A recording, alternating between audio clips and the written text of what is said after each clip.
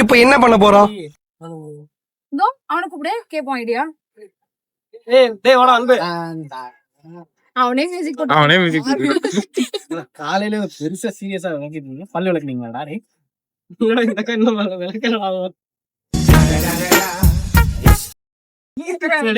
சொல்றீங்க என்னன்னா இப்ப என்ன சொல்றாங்கன்னா யூடியூப் சேனல் ஸ்டார்ட் பண்ணலாம். ரொம்ப நாளா பேசிட்டு இருக்கீங்க, பேசிட்டே தான் இருக்கீங்க.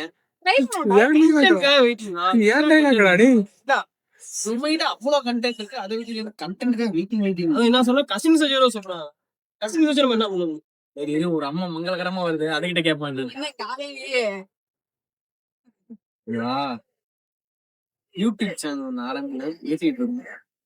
சாமி ஏதோ அருள் சொல்லுச்சா? சொல்லு.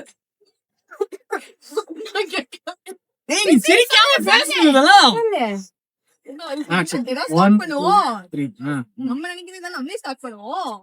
கசின் சஜின்னு சொல்றாங்க. அதை வச்சு நம்ம என்ன பண்ண முடியும்? என்ன கதை? அதை வச்சு எவ்வளவு கேம்ஸ் தான் பண்ணிட்டு இருக்காங்க. கேம்ஸ் வச்சு கண்டென்ட் தான் கிரியேட் பண்ணிட்டு இருக்காங்க. நம்ம தான் தீபாவளி இந்த பொங்கலுக்கு எல்லாம் கேம் இருக்கு, அதையும் எடுக்கலாம். நல்ல ஐடியா தான். அதுலதான் சண்டை அவ்வளவு போடும். ஏண்டா அதான் மெயின் கண்டென்ட். 24 மணி நேரம் சண்டை போடுறது மட்டுமே காட்டுற பிக் பாஸ் ஓடுங்க. நம்ம அப்பப்போ போடுற சண்டையை காட்டினா என்ன ஓடாமையா போயிட போதும்?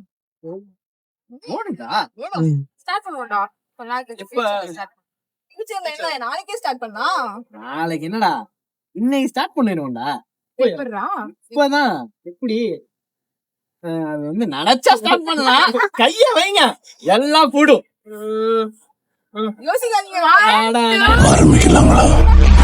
இவங்க ஏதோ சொல்றாங்க YouTube channel YouTube சேனல்னு.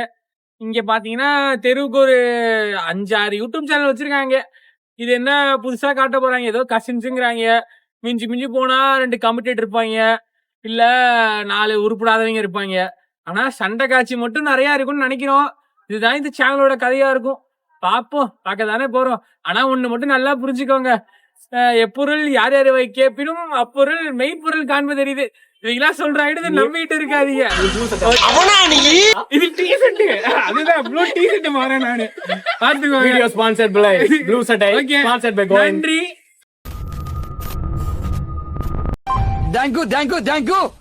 Thank you your cooperation.